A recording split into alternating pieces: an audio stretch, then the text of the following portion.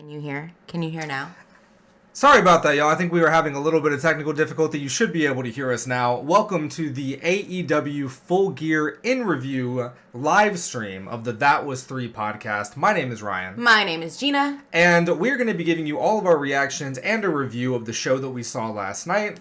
But where we wanted to start, and what we were actually just getting into before we fixed the audio issue, is before we give you a review of the show, let's give you a review of our experience at the show. Gina, walk us through what happened. So we went to a theater here in town, and it wasn't the greatest experience.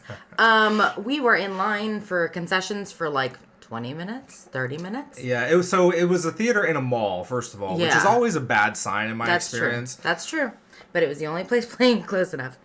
And so when we did that, we were in line, and then we went and sat down, and the theater wasn't empty. There was about like 15 people in there. Yeah, I would say definitely a lot more than at All Out, which I was surprised by. I figured that, the CM Punk debut would draw more of a crowd, but I would say it was about half full. Yeah. It was a smaller theater. It was one of those theaters where like the seats are really, really big. And so there's only maybe like an IMAX theater. Yeah, there's only like 8 seats per row, and there was maybe like 8 rows. So it wasn't like the biggest theater in the world, but still more of a showing than I expected, which was cool.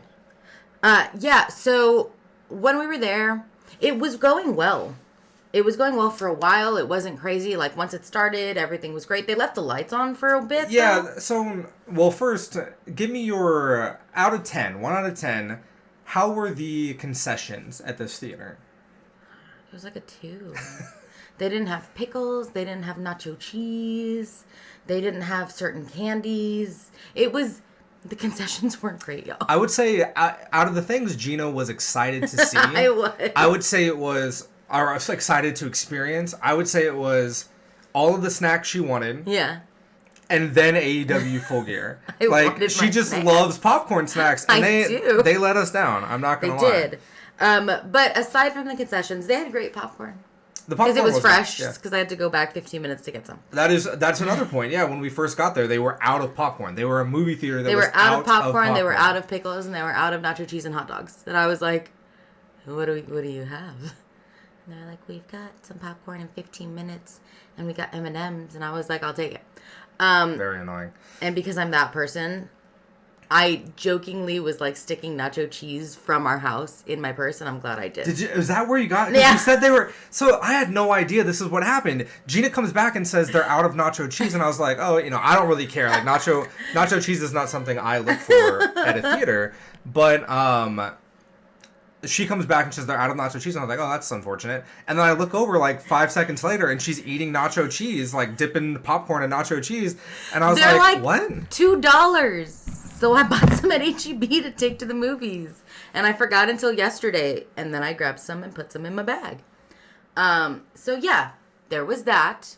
But other than that, they kept the lights on for a long time. Yeah, I had to go ask about it. The lights were fully on, which was annoying. And when I first went out and asked, no hate on people who work in a movie theater, and in general, people who work in the service industry. I worked in the service industry for a long time, and so no hate on these people at all. They were all teenagers, as usual, in a movie theater, and they don't care about my movie experience. They don't care about AEW Full Gear, and there's no reason they should.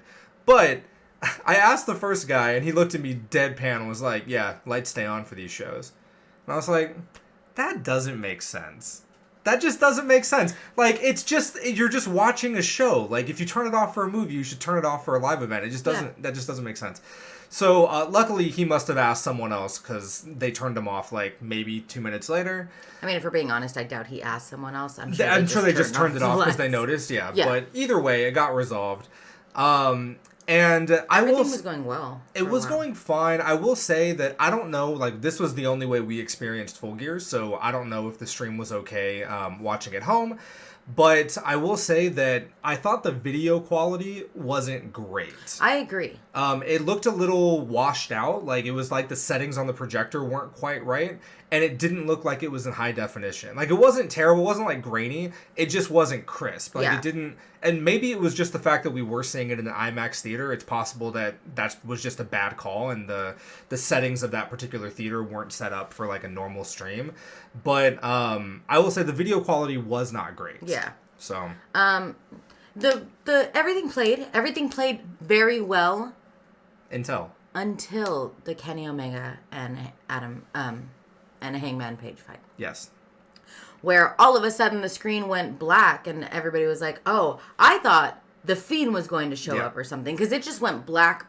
Yeah, it was like Malachi Black's entrance, where like the screen went totally black, and I was like, "Oh, why would they be?" It was during Kenny Omega's entrance. Yes. So we saw Hangman Adam Page come out, and then Kenny started to come out, and before he got to the ring, it went pitch black, and I was like, "Oh my god, is this like a Fiend introduction or?" Wyndham was gonna like, I don't know, come out or something instead. I was so confused, and then it turned red.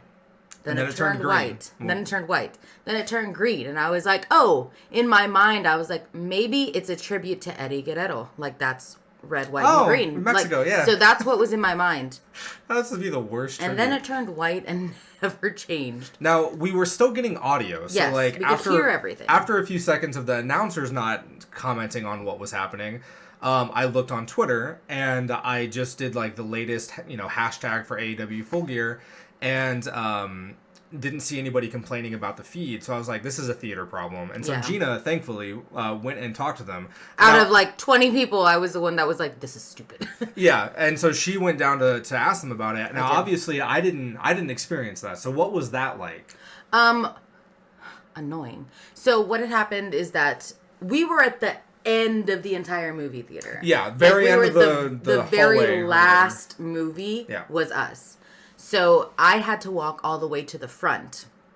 And that was like the first time it was fine. It was fine.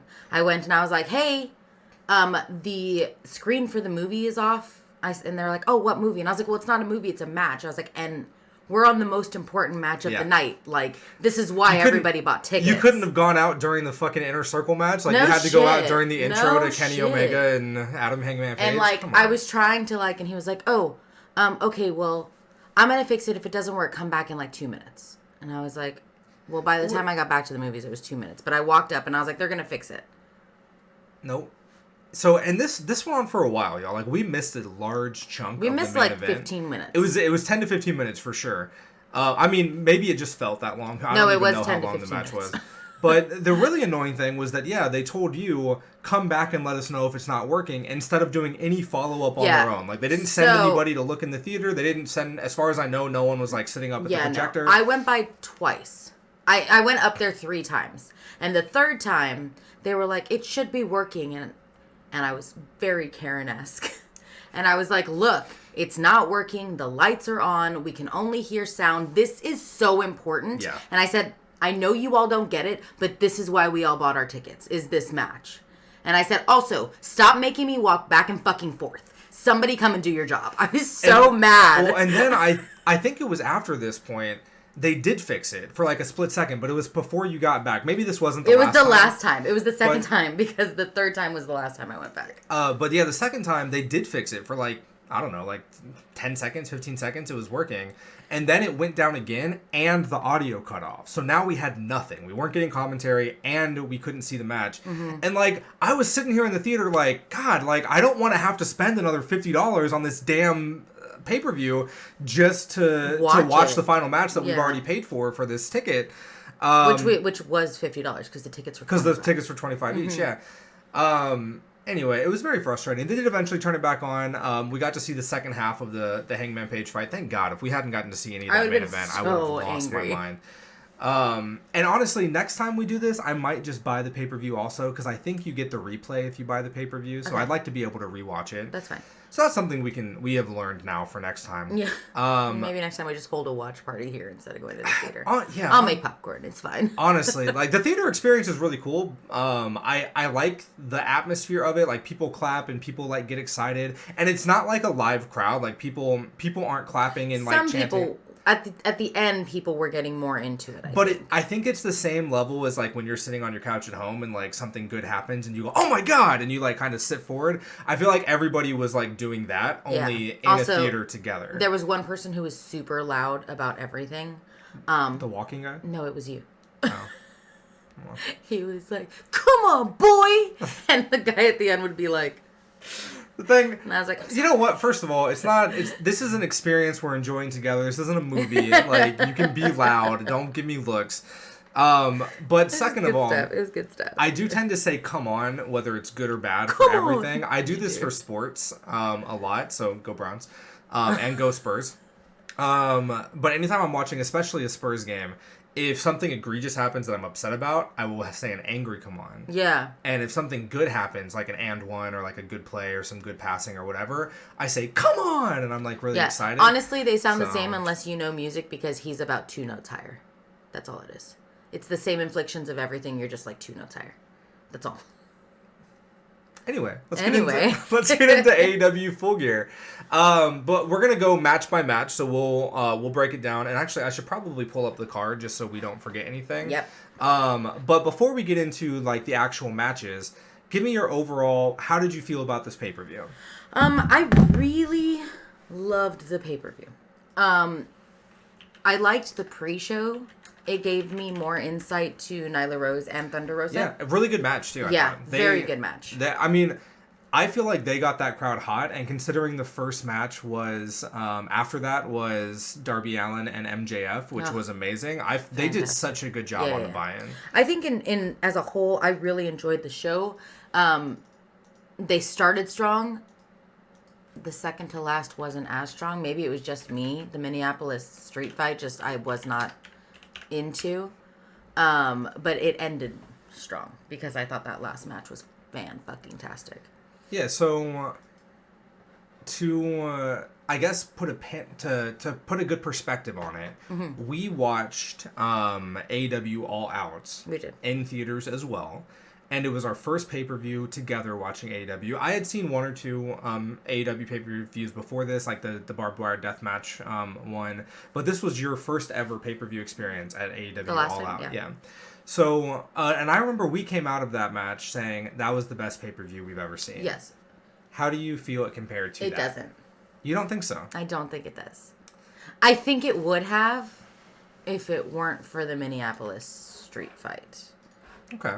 Because All Out, everything was just so high energy and it was so good. And I don't know if I just don't have a great taste in my mouth for Jericho. That is 100% it, yes. But also just the content was kind of, it was funny at times, but I just couldn't get behind it. I didn't. We'll get into we're going to go through match by match. For me, I thought that this pay-per-view was better than All Out. Did you really? I thought this was excellent. This is, once again, the best pay-per-view I have ever seen. I thought there were a few exceptions, and we're going to get into details, but I thought the Cody Rhodes and Pac and Malachi Black match just didn't need to be here. It was a fine match. It just did not need to be on this card. I forgot about that match. And I thought that the Minneapolis street fight was terrible. I have no interest in that storyline. I have no interest in Jericho as a performer at this time. I did not enjoy that match at all. That being said, I thought every single other thing on the card was great to excellent. Great to 10 out of 10. Agreed. And especially the first four matches that we got, which we're gonna go over. In fact, the first 5 matches, if you count the buy-in, were all top quality. I agree. So in terms of just pure in-ring work, I think this was the best pay-per-view I have ever seen. I agree. It was amazing. So I'm when comparing the two, I was interested in every single match at All Out. This pay-per-view, I was not interested in every single match. Even Big Show? Yeah. I missed Big Show entirely when I went to the bathroom. It was like a 30-second match. It was a 30-second match. I like the Big Show. You do like Big Show. So I'm a fan of it. But let's go through it really quickly. Okay. I'll do just a quick recap of the match, and then you can give our impressions of it. I'm going to give stars of it, 1 through 5. If you want to. Let's do that. Okay. So we have Hikaru, Shida, and Thunder Rosa versus Jamie Hayter and Nyla Rose. This was the buy-in match, so this was available, I believe, on YouTube. They showed it in the theater, but I believe it was available just on YouTube for everyone else. I thought this match was great. Essentially, it was a standard tag team match. I thought all the women here did a lot of really, really good work. It was very high energy. They really got the crowd into it. At the end of the day, Thunder Rosa and Hikaru Shida ended up getting the win. Yeah. And the crowd was hot for it. Yeah. It was a great match. All those ladies were fantastic. I was really glad I was able to see more of who they were. I was a little bummed that Vicky Guerrero was out there and they didn't do some sort of like tribute with her. Yes, with her there. And I think the crowd was trying to chant, but Thunder Rosa's music was so loud, or not Thunder Rosa, somebody's music. Nyla Rose. Yeah. Was so loud that it wasn't heard. So I was kind of bummed about that. That kind of I was so appreciative of all the tribute throughout the rest of it, but I was so sad. I wonder, though, so for one, we don't know what they did or if they did anything in the arena, either pre-match or pre-show or post-show. Sure. But I do wonder, we don't know behind the scenes what's happening. It's possible that she just said, like, hey, I don't want a big deal. I just want, like, I want to stay in my character. I want to keep pushing Nyla. Like, I don't want to make a big deal out of it for me. So we don't know. But the tributes throughout the show that all the wrestlers did were really great. Yeah. I agree. But yeah, I was excited that I was finally able to see Nyla Rose in action. These Yes. Yeah. Also, how could you just not love her? She works the crowd so well. She does. She's really good at that. She does. She was getting real heat, and like she had a lot of little like mannerisms and a lot of little like playing to the camera or like talking to audience and then, like, people. That was really playing good. with the crowd. I think what's most important in wrestling is their reaction and relationship with the crowds. Yeah, agreed. But I thought it was great, and I thought specifically Thunder Rosa and Nyla Rose were great. Fantastic. Man, Thunder Rosa is like, in a sense, she reminded me a lot of Darby Allin because she just like. Because of the heat? Yeah. She just, like, throws herself into it, and it's so great. I loved it. Do you want to give this a stars? What was the Gina star rating for this match? I want to say it was a 4. Okay. Yeah. 3.5. I'm going to give it 3.5. 3.5, okay. Because it was between 3 and 4. I'm going to give it 3.5. Good. I really liked this match. Thought it was a great way to start the show. What's your rating? I'd probably give it a 3. Okay. Yeah. I think I really liked it, but compared to some of the stuff we got, like when you're doing star ratings, I feel like you have to leave enough wiggle room to like have there be excellent performances. That's why I was trying. And it reminds me of Dancing with the Stars. So as a segue into The Miz and Dancing with the Stars, which is the wrestling connection, it makes sense. Really. And Dancing with the Stars Still on like week 1 and week 2, there's these people were out there like dancing like crap, and they're like 8 out of 10, 8 out of 10, and it's like it's not an 8 out of 10, it's like a 3. Give them room. Miz was the only person who actually started low. Well, Miz and Iman Schumer, but started low and actually grew. The rest of them just stayed high. And and what ends up happening is by like week 4, everybody's getting 10s that are actually good because they have to, because there's nowhere else for them to go. Yep. And it actually reminds me a little bit of like there's Dave Meltzer who gives his like star ratings, and he has to give out like 6.5 star ratings because he's like, well shit, this was a hell of a lot better than something I've given a 5-star rating before. That's fair. So we got to give room for improvement, you know? Because I know what the lowest rating I'm gonna give, and so it's fair. Kind of. The first actual match of the show, and one thing I really appreciate about this pay-per-view overall was how quick it was. Now, the show was long, like it was long in the tooth, I felt, by the end of it. But they moved from segment to segment very, very quickly. And they got into the action very, very quickly, which I appreciated. Yes. This first match on the actual pay-per-view was MJF versus Darby Allin, which I think really is a testament to how good this card was that this match was first. Because this match I was very hyped for it, and it delivered. It did. It truly did. I would say that just in terms, the first like 5 minutes or so was just pure wrestling. Like it was just so good, and they were both showing off how talented they are in the ring, like technical wrestling. Yeah. We ended up getting a few like really big spots. I remember Darby took some just hellish abuse. I like that it was so fast paced and quick, and like the teamwork. I know it's not teamwork, but the teamwork, the chemistry. Well, it is also teamwork. Like, to be able to trust somebody to do that with you absolutely. Was fantastic. Like, it was so good. And the moves, like that cartwheel thing that MJF did to get out of the hole, was fantastic. Yeah, just the chemistry in general was so good between the two. Yeah. I really enjoyed it. I thought there was a few really big... there were a few big spots where, like, Darby Allin took the powerbomb onto MJF's knee, which I've never seen before, and looked absolutely brutal. But I think that's the thing, is that Darby is so good at selling. Yes. Like, when he gets thrown into the ropes, he, like, hooks his hand, because I was studying on why it looks so good. He hooks parts of his body to, like, have that, like, more of momentum while it's being thrown. It looks so good. It's mind-blowing. He's insane. The damage that Darby puts himself through is absolutely insane. I will say, leading up to the finish of this match, the way that it ended was when the ref was distracted for whatever reason, MJF got a pair of brass knuckles. Oh, he brought the skateboard out. So this was actually a really good spot. MJF brought the skateboard out from ringside, brought it into the ring, and the announcers made a big deal, like, he can't use that, he'll be disqualified. And then MJF just slides it over, like, rolls it over to Darby Allin, and is, like, looking at him in the eye and being like, hit me. And Darby Allin does it, and he hands the skateboard to the referee, and then while the referee is putting the skateboard out of the ring, MJF clocks him with some brass knuckles. I thought this was great on a couple of levels. One, it was good in terms of the storyline between MJF and Darby Allin. Like, the relationship and the psychology they were showing there makes a lot of sense for this match.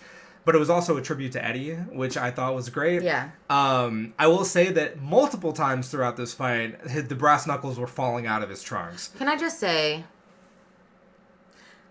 bruh, like, size up. You know what I'm saying? Well, actually, I thought about it because I mentioned it before we knew it was brass knuckles. He kept adjusting his trunks, and I was like, what is going on? And then at one point, you actually saw him, like, put something in there, so you realized a little green thing kept, like, coming out. A little green thing. A little green fabric kept, like, popping out, and I was like, what is that? But even so, like, he was just like...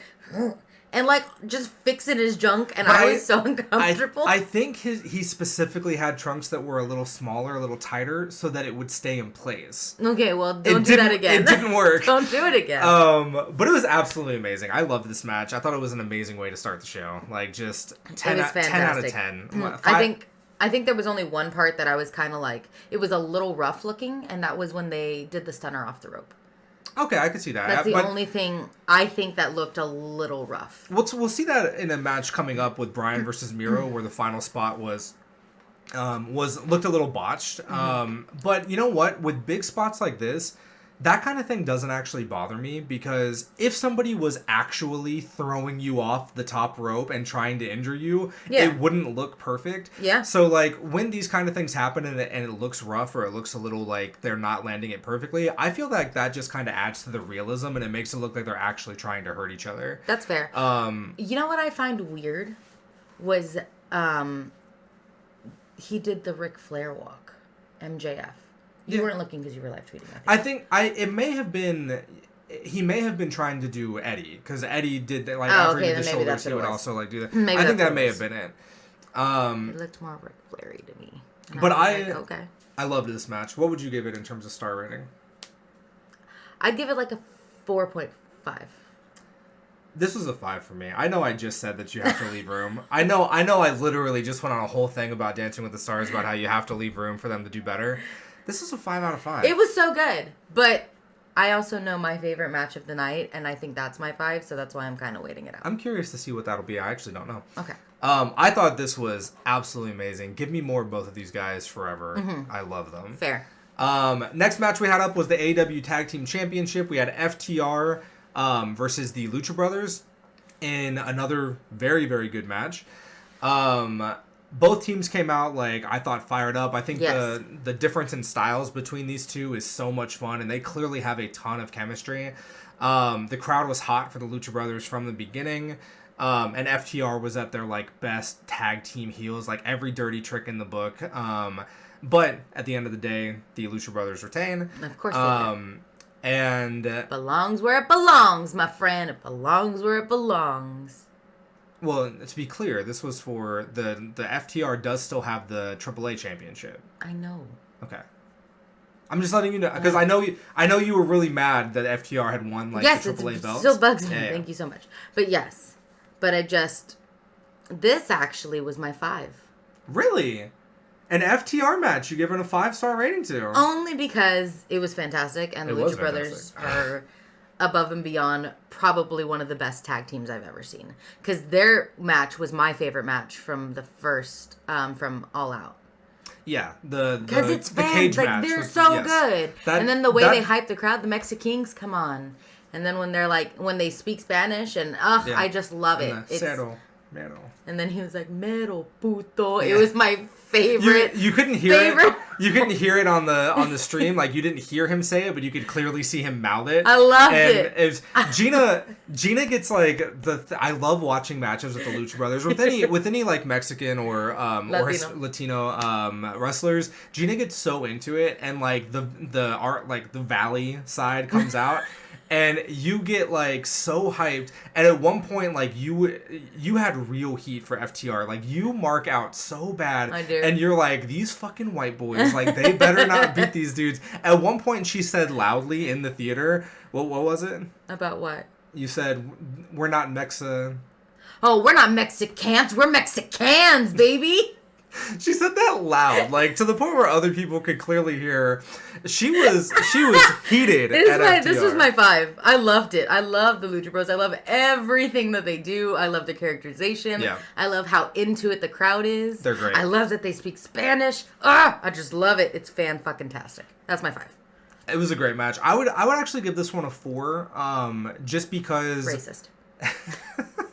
Yeah, because the white people lost. 4 out of 5. No, I would give this a 4 just because still, up till now, the match they had at All Out is my favorite match I've ever seen. That's fair. And so that was a 5. Like, that was a Dave Meltzer 6.5 out of 5. Like, that match was amazing. That match was fantastic. And while the Young Bucks are so good, too, which is why. While this match was really, really good, and I think this is a great example of just standard tag team wrestling being very, very high quality, it didn't hit the highs that the last one did, so I would bump it down a little bit. Okay. But it was still excellent, and what a way to start the show. Like, you would think after such a high of Darby Allin and MJF that the next match would, like, have to come just down. Don't let you down. But it just kept the pace going so well. Speaking of keeping the pace going, the next match is Miro versus Bryan Danielson. And, like, at this point, I think I tweeted, like, this, after the Lucha Brothers match, I tweeted out, this is the best start to a pay-per-view I've ever seen, and our next match is Bryan Danielson versus Miro. Yeah. Like, unbelievably stacked card to start the show here. Miro versus Bryan I thought was amazing. One thing interesting of note was Miro did come out with a taped leg, which wasn't a work injury. Like, it's not an injury he got, like, during a match or something he was kayfabing. It sounds... I don't know this for sure, but based on the way they treated it, it seems like this may have been a legitimate injury. Yeah. And one thing of note as well is Bryan did go after Miro's leg a lot during this match. Like, that was one of the, like, things that they were playing in terms of psychology. But it was the other leg. Yeah, it was never Bryan did not once kick or attack or put a hold on the leg that was injured. Which is, I think, is what shows you that this was not a work. Yeah, that this was an actual injury. Like Miro himself, he used that leg maybe twice to kick, and then he immediately switched over. Yeah. So I think it is some sort of maybe a pulled something, but it seems like an actual injury. This started off with, I feel like this was a very back and forth match in terms of. It kind of went back and forth between one guy looking very dominant, and then it would switch, and the other guy would look very dominant. It started out with Bryan being very dominant and, like, seeming to have the upper hand over Miro, and then Miro started to overpower him. I thought Miro's amazing in the ring, and I've really liked him since we started watching AEW. Just a force. I think his characterization in this match, and, like, the facials that he was giving, and, like... I thought it was amazing. I thought this was so good. There were a couple of times where he would, like, power up and, like, Bryan would punch him or kick him, and he would just, like, stare him down and, like, look really pissed off. Yeah. I thought all of this was excellent. Just absolutely excellent. There was a bunch of spots in this that looked brutal. But they did end with I don't even know what they were going for. I think they were going for a tornado DDT off the top rope, and it didn't land. They didn't, like, get turned all the way around, and Miro kind of landed awkwardly on his side. So a little bit of a botch at the end, but the way they sold it, and I'm sure this would have been the way they sold it either way, but the way they sold it was that Miro got knocked out. So I think in terms of the kayfabe of the match, it worked. Thank God it doesn't seem like he was injured, because it looked bad. Yes, it did. What did you think of this one? I I liked it. I like the energy that they both bring. Yeah. I mean, I love me some Bryan Danielson. But it wasn't the wrestling itself was fantastic. I couldn't. You just don't care about Miro. I don't. And it sucks because he's so good in the ring. But, like, I saw some of his characterizations that you were, like, talking about right now, and they're good. But what's his story? That's how I feel. But he's... Okay. You not caring about the story No. It's not you, it's not caring. It's not understanding his characterization. But, so... Not that I don't care. I'm trying.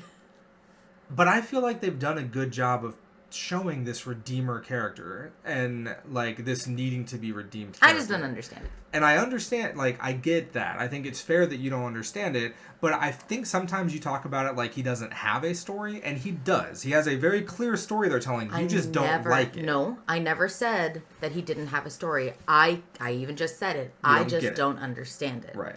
That's my thing. He's just trying to redeem himself. Great. And he's pissed off at his god. Well, he didn't, so that's Well, he didn't. Yeah, he said if he didn't get redemption, he was going to come after his god. So, I think they should bring back God versus Miro in the pay-per-view. That's a WWE reference. I don't know if you're aware, but at some point in like the 2000s, WWE had a pay-per-view where it was Vince and someone else versus God, and it was like a bright white spotlight and Shawn Michaels. Very, very weird. But anyway, we'll move on. Exciting. What would you give this in terms of star rating? Like a 4. I think I would give this one a 4.5. Again, in-ring work here was amazing, and you give me Bryan Danielson, and that's fair. I thought everything on this card so far up to this point was... The match itself was great. The match was beautiful as far as technique-wise, except the ending was a little botched. The ending was a little botched. But it was a great match. I give it like a 4. Yeah. Next up, we had Christian Cage and the Jurassic Express versus the Super Clique. So, the Young Bucks and Adam Cole. Falls Count Anywhere. This match starts fast and it kind of continues fast throughout it. Like they move from spot to spot very quickly. A lot of action in this. I felt so bad for Christian. I feel like for the first like third of this match, Christian was just taking big bump after big bump, and like he's old, y'all. Like I told Gina, like my shoulder really hurts today, and it's because I slept on it wrong. Like I cannot imagine how Christian is feeling after taking some of these bumps, waking up today. Like I don't. It's insane. I know that poor man. I do think that poor handsome man. He's very handsome. I have a little bit of a man crush on Christian. I know. Me too. I will say I think this ran a little long. It did. This match felt long. I thought, again, all the spots were good. I thought the ending was really, really good. You essentially had the ending of Christian Cage setting up the concerto again on one of the Young Bucks. I don't think it was on Adam Cole. No, it was on and yeah, and he tells Jungle Boy to do it, and Jungle Boy swings the chair and hits the concerto, and it was awesome. So I thought the storyline they were telling of like Jungle Boy, this feels like his like not turning, like he's not turning heel, but his like, I'm like becoming more serious, and I hope this results in like a big singles push for him. But yeah, I thought this was good. I thought it Falls Count Anywhere I am less interested in than a normal match. Yeah. But I thought for a Falls Count Anywhere, this was really well done.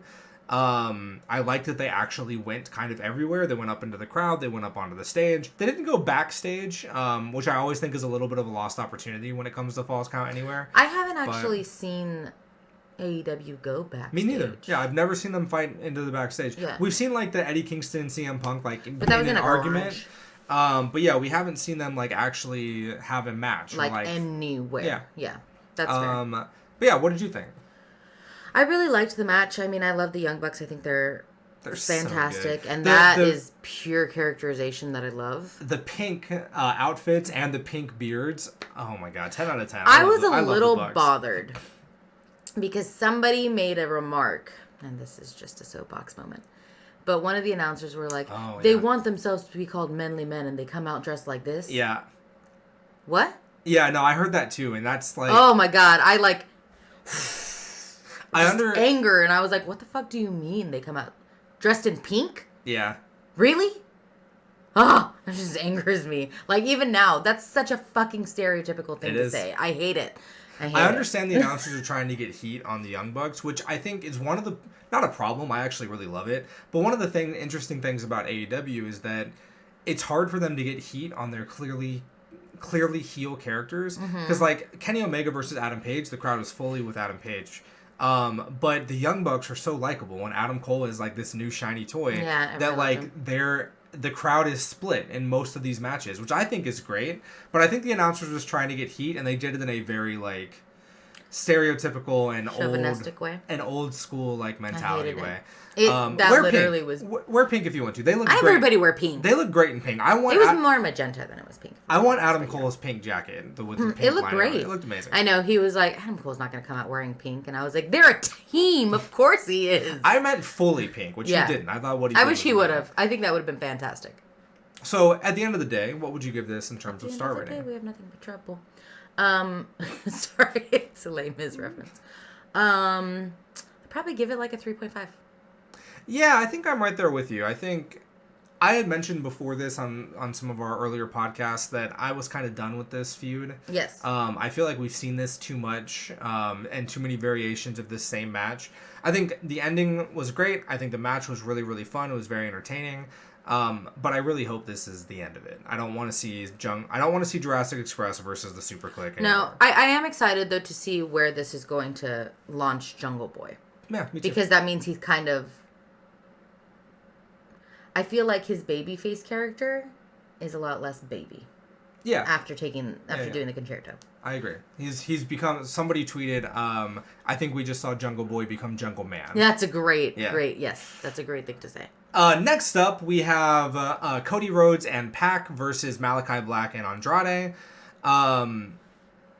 I mentioned earlier, I don't think this match needed to be on this pay-per-view. I agree. I understand why they wanted to. I think this feud between the Rhodes family and Malachi Black, and now Andrade, has been good. But the show was already long. And I think it was around this point where I realized, Jesus Christ, we have this, and we still have Punk and Kingston, and we still have the Minneapolis street fight, and we still have Britt Baker, and we still have the main event. Yeah. I found myself thinking at the start of this match, God, we're just barely halfway through. And that's not something you want people to be thinking when you're running a pay-per-view. Yeah. So I think this just didn't need to be here. I will say it's always fun watching Cody Rhodes get booed. We both really like Cody. I don't get it. People hate him. People hate him right now. And he does. It's to me, I don't know all the history behind it. Again, just started watching a month ago. But he's done a lot of really nice things. He gave his off belt camera. to He gave a belt to an audience member. Yeah. He does nice things. And the crowd everybody's just fuck you! Him. The crowd hates him. So I understand the history here, right? Feels so bad. We've talked about it, the reasons why the crowd is kind of turned on him. I think this is intentional by Cody. I know he says he wants to be a babyface and he wants people to love him. I genuinely think he knows he's a heel, and this is his heel character. Yeah. I think him forcing people to like him. I think this forced babyface is 100% a work, and I think it is working. I think the audience is just eating it up. But it's so much fun to watch. He gives off huge Homelander vibes when he's coming to the ring. Boos every time he hits a spot. Multiple times he tries to fire up the crowd. And he gets boos. He comes up and he's like, "Let's go!" And it just people are like, "No, we're not going anywhere with you, Cody Rhodes." So sad. I think that is very fun to watch. Obviously, the wrestling here is top notch. Andrade, Pac, Cody, Andrade's so good. Black. Oh my gosh, when he got caught on those ropes though. When Cody, we mentioned this spot it was on Dynamite or Rampage the other week, but Cody Rhodes goes over the rope Shawn Michaels style, and then Andrade goes over the middle, and it looks so fucking cool. And then they try to do it again here, and Andrade gets stuck, and he's balancing back and forth. How are you? I'm fine. And then he lands, and he has this smirk on his face, and Cody looks at him, and he's like, It was really good. The way they played it off was really good. But yeah, this match, really, really good in-ring wrestling. I just don't think it needed to be here. Agreed. Your rating? I would give this a 3. I was going to say the same thing. Yeah, really good in-ring wrestling. Great wrestling, just didn't need to be here. Agreed. Next up, I will say though, I think this was the first time that I was seeing Pac's finishing move, which, I forget what it was called. I think it's up on this page somewhere. I don't remember what it was called, but his thing off the top rope where he flips a million times and lands, absolutely incredible. Yes. 10 out of 10 finishing move. Loved it. Agreed. Next up, we had what I would think, what in my opinion is the best match of the night, or at least my favorite segment of the night, which is CM Punk versus Eddie Kingston. So good. A couple of things that I just love here. I love that both guys came out, like, no fanfare, didn't even look at the crowd, didn't play to the crowd at all. They were just focused, like, came to the ring, ready to go. And I expected that from Eddie, but Punk was the exact same way. Yeah, like, normally he plays to the crowd and he really drinks it in. Yeah. He just walks straight to the ring, ready for business. And then it starts with that, like, back fist thing that Eddie does before the match even starts. And this was just a brawl. Like, this was just a hard-hitting brawl. I agree. I think it was just good. It was so good. And I think it was just the tension of, like, Eddie's characterization and then Punk just, like, gushing water and him, like, war painting it. Oh, yeah. So fucking good. Punk gets split open pretty early in this match, actually. And Eddie Kingston, like, puts his blood across his face and he's just so fired up. And Eddie Kingston is just in Punk's face the entire time. I will say there was a couple of moments here where Punk was clearly playing into more heel nature in this match. I don't think he's turning. Like, I don't think he needs to turn to feud with Eddie Kingston. But there was one point in this match where he bends over and it looks like he's going to do the Cena, like, you can't see me. He did a few Cena moves, though, didn't he? He was very much doing that. And he was more, I don't think he never hit it, but he was doing the, like, you can't see me and, like, setting up for the 5-knuckle shuffle that Cena does. Yeah. And that was 100% intentional. Like, he was... I had read this before that somebody had tweeted out, like, there are a lot of parallels between the Summer of Punk versus Cena and then because Eddie Cena Kingston did the versus same Punk. thing with, like, his shirt at WWE and things like that. Okay. Yeah. So, so a lot of mannerisms from Punk here that was calling back to his old feud, and it's interesting because it is kind of the same dynamic of Punk is now this established main event guy who is kind of a made man versus Eddie Kingston who feels like he has to fight his way for everything, and so the roles are kind of reversed, and I think they play that so well and so subtly without, like, driving it home. And Eddie's so good at being bitter. Eddie is so good at being bitter. Eddie's also so good at being that defiant, like, you're clearly better than me, but I'm going to keep getting up and, like, getting in your face and, like, flicking you off and stuff. His, like, enraged persona where he just kind of is, like, losing his shit is so good. Yeah. I loved it. I thought it was fantastic. I thought there were a couple of spots in this match that I really liked where CM Punk got legit boos from the crowd. Like, where there was one spot where he was punching Eddie's. Too. And I love Punk because he's so good at this. When he started getting boos, like the heavy boos that were in the middle of this match, he stood up and looked around at the crowd like, are you fucking kidding me? And he's just so good at that. Like, all those little moments where he finds the camera. That's the thing, though, is that he's so good at playing the crowd. Yeah. He's, like, one of the best. I think he's the best. I thought this was a great story. I thought it was great that they didn't shake hands at the end, so they can continue this feud later on. They are a lot of people. Eddie didn't. Eddie specifically did not shake Punk's hand. He was like, get that shit out of here. Well, he didn't hit it. He just walked away. No, I know. It was wordless. But I thought this was great. This is another 5-star for me. This is a 4.5 for me. Okay. I just feel like luchas are just so high. I think luchas are my only 5 in this. Excellent. Is it? Okay. 6 out of 5. I don't want to spend a lot of time on this one, so to give a little... The next match is the Inner Circle versus... This wasn't the next match. They skipped one on here. The next match was Britt Baker versus Tay Conti. And I still don't know how to say it. Some announcers say Tay Conti, some announcers say Tay Conti. I think, on the thing, it was everywhere. And I thought, like, I believe... In a promo, I thought it said Tay Conti, but then she used the hashtag Tay Day, which makes it seem like it's Tay Conti. I don't know what her name is. Either way, Tay Conti versus Britt Baker. Anybody's watching knows, you can put it in the chat and we'll figure it out. I loved Tay Conti's face paint. Thunder Rosa did this too, but I love that they came out with, like, the half Brazil, half American flag. Thunder Rosa came out with the half Mexico, half American flag. I thought that was super cool. I thought this match was really, really good. And it was really unfortunate that the crowd was just dead. Like, I don't know how it was in person, but in the theater, watching it on the screen... It wasn't hyped at all. The crowd was dead, and it's understandable because we just had 5 really, really good matches and 4, like, excellent matches in a row. And it was already running a little long at this point. But the crowd just did not seem into it at all. I thought the action in the ring was good, like very solid. I thought that Ty Conti got a ton of offense in. But there was one point, like about 3/4 of the match through, where Ty Conti had hit 2 of her finishers and Britt Baker had kicked out of both. Yeah. And at that point, I was like, well, it's all but over. Like, Yep. if those 2 things didn't beat her, Britt Baker's not losing this match. That being said, I'm totally fine with that because I want Britt Baker to continue being the AEW Women's Champion, and I thought that this contender for her was really good. Like, I thought Ty Conti like held her own in the ring and was a good match. I really liked the energy that was brought by Conti. I'm gonna just call her by her last name because I don't know how to say her first name. Fair. Her drive and her fire was really good. Agreed. Britt Baker is just Britt Baker. She's amazing. Like, she's fan-fucking-tastic. Yeah. And that's the bottom line. Yeah. Because Stone Cold said so. But honestly, she's just so great all the time. And her characterization is fantastic. And, like, I feel like in the previous shows, she kind of had a little fear against Conti. She did, yeah. But I don't think it played out in the match. Well, I don't think they equaled out. Like, because she was kind of like, oh, man, like, I could lose this to her.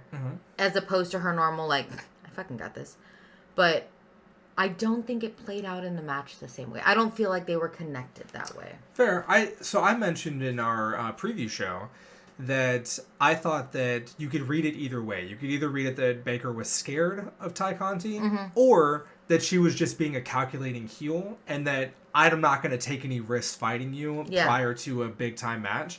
And I think maybe that's what they were trying to show, but I agree with you that there was a lot of like... It was disconnected. I was expecting more like interference from her like cronies or whatever, and they did interfere a few times, but nothing like too major. Yeah. I will say that I thought that I think this match was intended to make Baker look strong because she took everything from Ty Conti. Like, she took all the offense she possibly could have. And I guess that's what I'm saying is that she looked so strong. Yeah.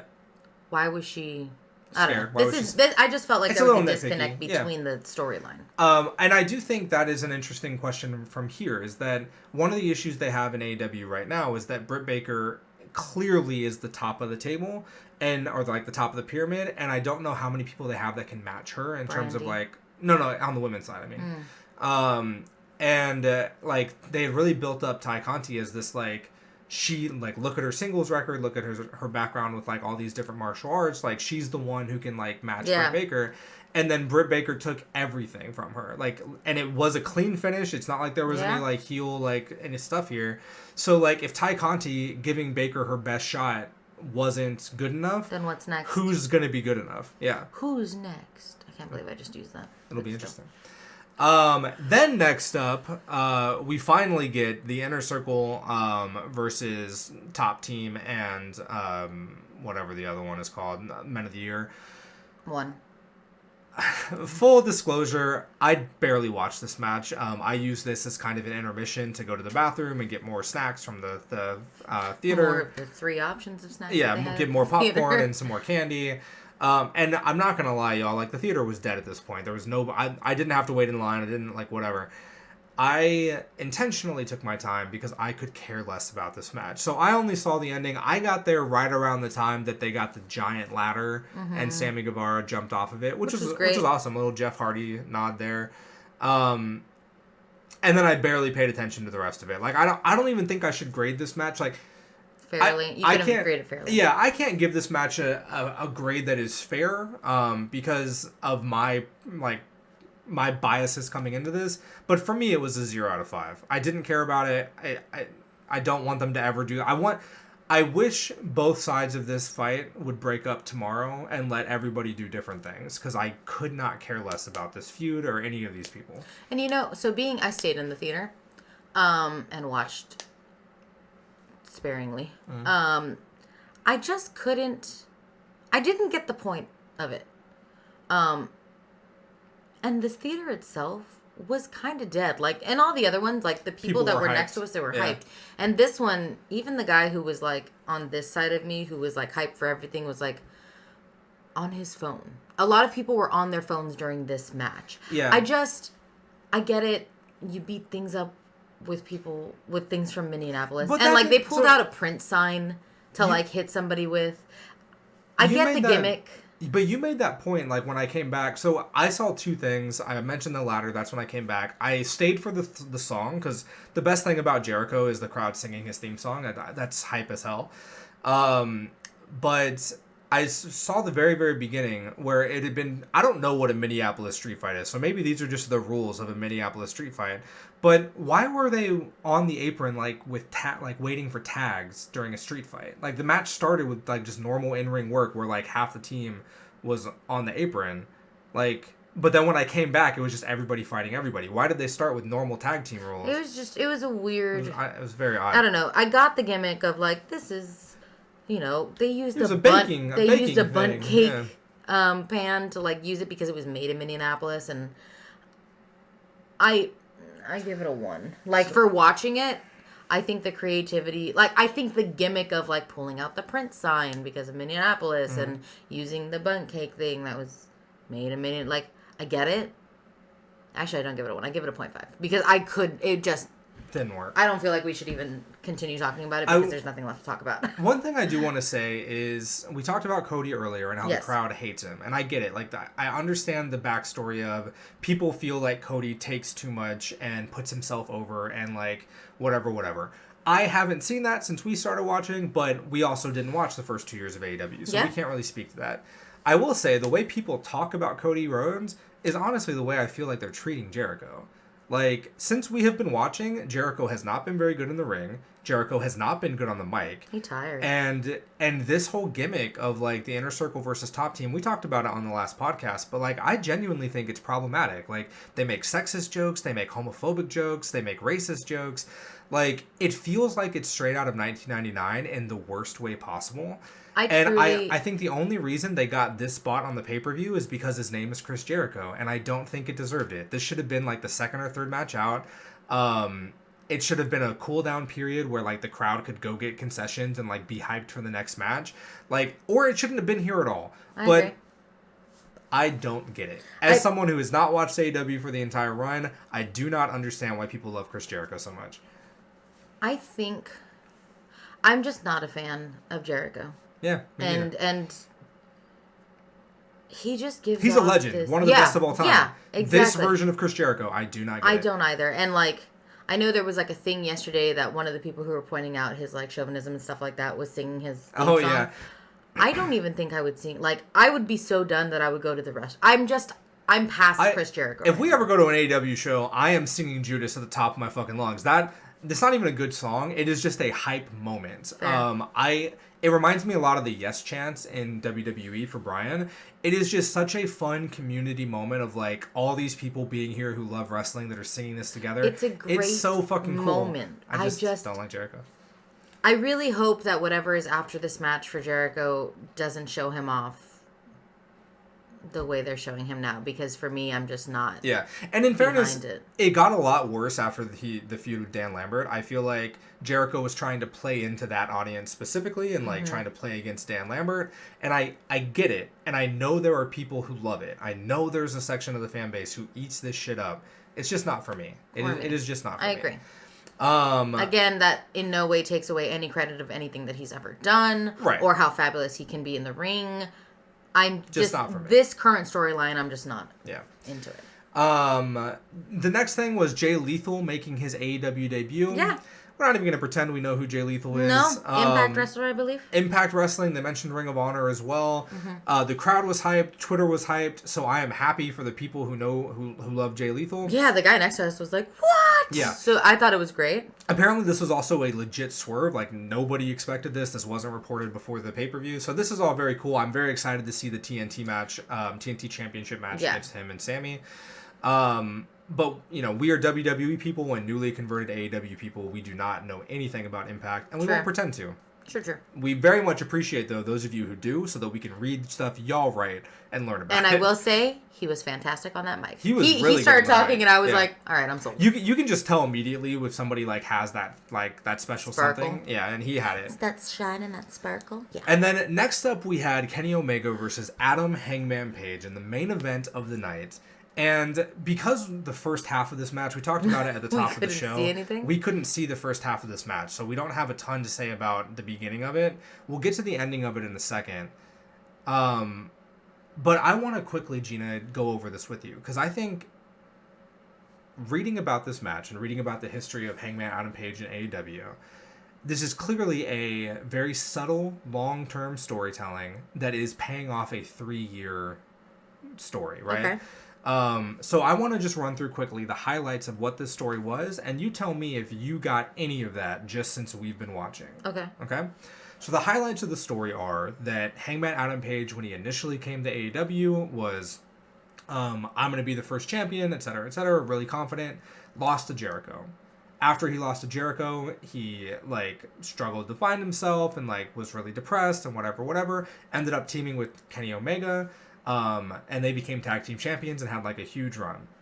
Kenny ended up turning on him, or they lost the belts for whatever reason, however it ended up happening. But the storyline for Page specifically was after he lost the belts, he kind of fell back into that depression. He lost his friends. He was no longer friends with Kenny and the Young Bucks and the guys that he actually is friends with. He started drinking a lot, in character. He would always have a drink in his hand. Then he found the Dark Order and started becoming friends with them. But then that fell through for whatever reason, and he started falling back into depression and drinking and not thinking he was good enough to have friends, not thinking he was good enough to be a champion. Okay. And the culmination of this whole storyline is tonight, where, spoiler alert, Hangman Adam Page wins this match. The crowd fucking goes crazy. Mm-hmm. And the Dark Order come out and hand him a beer, and he tosses the beer aside and hugs them. Clearly paying off the storytelling of, I finally believe in myself. I finally know that I'm worthy of having friends and family.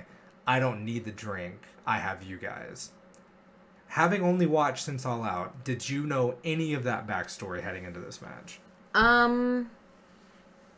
So I got bits and pieces of that story. I think when he apologized to the Young Bucks, right? Which I loved the move that they did, where they just gave him the nod of at the end, take it.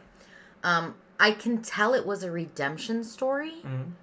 I didn't understand why he said no to the drink. The drink, yeah. But now hearing that makes a lot more sense. I could tell him coming up was him it was his redemption story. Yeah. I knew that. And but did they make you care about it before this match? Not the match, because we were hyped about the match. Yeah. Did you care about Hangman Adam Page's story prior to today? I was curious. Yes, because I was curious. They gave a lot of backstory between the promo between him and Kenny of I'm proud of you, good job. The signing was really good. Yes, I think that added a lot more of what when he first came, I was just I'm so lost. Yeah, I was so lost. But I do think that they did a good, now knowing the story, I think they did a good job. I think it's a beautiful redemption story. It is 100%. Especially tossing the beer. Yes. Then I think that's fantastic. It's an incredibly good story. The issue I have is that for newer fans like us, we've really started heavily watching when the CM Punk rumors started, and AEW All Out, like we mentioned, was Gina's first show. That's what hooked her. So we've only been watching for a few months now. I know all that backstory because I'm crazy, and I read a million tweets, and I read stuff about you're a fan. I don't think you're crazy, but go ahead. Well, I read stuff about the history of AEW and the history of the Bullet Club, and watch YouTube videos. I don't think AEW did a very good job for the casual fan who came in because of CM Punk and Bryan Danielson of selling why Adam Hangman Page beating Kenny was a big deal. Agreed. I think the only thing they did to really set it up was the signing, which I thought was excellent. It was absolutely excellent. But if you don't know that backstory, this subtle storytelling doesn't work. Yeah, because like I said, I was interested, but I wasn't I didn't know the whole drinking portion of it. I didn't know that he lost all of his friends at any point, or that he was So what excites me about this storyline in particular, is that now that we're fans, imagine the stories they're going to be paying off 3 years from now. Imagine all the subtle things they're doing with these characters that Jungle Boy stuff. This proves to me that I need to keep watching, because clearly they care about this long-term story. It's an investment of a show. It's an investment. Mm-hmm. I will say, though, that I think they could come a little closer to WWE in terms of like really pushing the storyline for the pay-per-view, because if you are a newer fan, I'm not sure all of this came across. And what everybody who's been watching AEW, this was a moment. This was a, oh my god, amazing, best moment. Like people on Twitter are talking about this as like their favorite wrestling moment of all time. As a newer fan, that did not come across to me. It just came across as a really good match. Yeah. And so I think AEW needs to find a better balance of paying off these long-term storytelling while also making people who are newer care about it. That's all I'm saying. I agree. As far as the match goes, for what we saw, the second half that we saw, what a fucking match. They just were brutal to each other. Those lands were insane. There was a spot where like they did like whatever the move was, like 4 or 5 times in a row, where they were literally landing on their heads, like the top of their heads. It looked, I don't know if they like just know how to land to make it look like that and like actually be safe. It didn't look safe. It looked brutal. It did. And like I was so considering anxious. that they both walked out of it perfectly fine. I'm assuming that's just a testament to how fucking amazing these two are. Like, oh, we should also mention, I didn't mention it at the top of the show, Dave Meltzer is reporting that Kenny Omega has had a shoulder injury for some time that is bad enough that he, like, can't lift weights above his head. Insane. Like, he can't work out. But he can lift people above his head. And so the fact that he can put on this level of a match with an injury. With that injury, and, like, again, apparently he's been dealing with it for a while. What an absolutely amazing match. What an absolutely amazing ending. The near falls at the end, Kenny kicking out of the one-winged angel, which is his own move, would just... By the end of it, I came in 100% convinced that Hangman was going to win, and those near falls at the end got me every time. Like, by the end of it, I had no idea who was going to win. Every single near fall, like, it was popped me. Very, very good. It was amazing. Just 10 out of 10, 5 stars for me. Like, this was amazing in the ring. I'm very torn between 4.5 and 5. Okay. Just because I'm going to give it a 5 because really I was just on the edge of my seat and I was like, oh, and again, no, his head. It was just so loud. A testament to these wrestlers, these performers, because like we talked about, we don't have the context of this long-term story. We don't know the history of Hangman Adam Page and Kenny Omega. So these two performers are good enough in the ring, good enough at telling the story in the ring, that by the end of this match, I was on the edge of my seat and I was 100% rooting for Hangman Adam Page. So again, kudos to them for like, they're just incredible. And like, I am very interested to see how Hangman is as a champion. Because I haven't really seen him much other than this feud, like the last few weeks. So I'm very interested to see like what his reign is like. Same here. Same here. Excellent match. God, what a way to send us home. Total stars. For the entire pay-per-view? Entire pay-per-view. I think I would give it a solid 4.5. Okay. 4.5 out of 5. And the only reason it comes down to a half is because of that Inner Circle match. If you took that out and left the rest of the card exactly the same, even Cody? Even Cody. Because like that match was good. I don't think it needed to be on the pay-per-view. Mm-hmm. But yeah, even with the Cody match that I didn't love, I think this would be a solid 5 out of 5 for me. Because like just... I mean, you saw it in the ratings that we did. I think there were so many excellent matches throughout that it was really good. I'd give it like a 4 out of 5. I don't know what would you give an All Out? A 5. Okay, so that's your bar. Yeah. It's a 5 out of 5. Okay. I just felt like every match was great, and we're not reviewing all of it. But 5, that's been my favorite pay-per-view that I've ever seen. Interesting. So, yeah, I think I probably would have given All Out a 4.5 as well. But, like, so you're these just are both a hard-to-please person. That's fair. I want to leave room for excellence. Gotcha. But I do think this is my favorite pay-per-view that I've ever seen. Fair. This was... Again, aside from the one low point, I mentioned I think the Lucha Brothers and the Young Bucks is my favorite match that I've ever watched, and I think that's still true.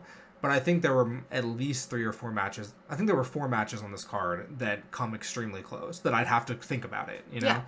Yeah. And that's with us only seeing half of Kenny Omega and Adam Page. Like, for all I know, that would be my favorite match ever, but we missed half of it, so... So dumb. Unbelievable. Thanks, AMC Theaters. Yeah. Unbelievably good pay-per-view. It has me hyped for this next week of AEW. I agree. We mentioned, well, we didn't mention it. We started shooting with our camera a little blog. But to mention it on the stream, we actually just bought tickets for WrestleMania. Woo! But that's a neither here nor there topic. We're talking about AEW. Well, no, the reason I wanted to bring it up was we just bought tickets to WrestleMania. We're excited for the spectacle of that. But, God, we need to book an AEW show. We need to go see an AEW show. I think that's more important right now at this point with a pay-per-view. The way their pay-per-views are going. And just the crowd, the energy of the crowd, like other than a few dips, and I think like the crowd being dead during the Britt Baker match had nothing to do with the match. I think they were just tired. I think it had been a long show. Yeah. The energy of the crowd and the reactions the crowd give, like I just want to go experience that live. Like Fair. We need to do that sooner than later for sure. I agree. Anyway, Gina, any closing thoughts on AEW Full Gear? No, I thought it was fantastic. I really did too.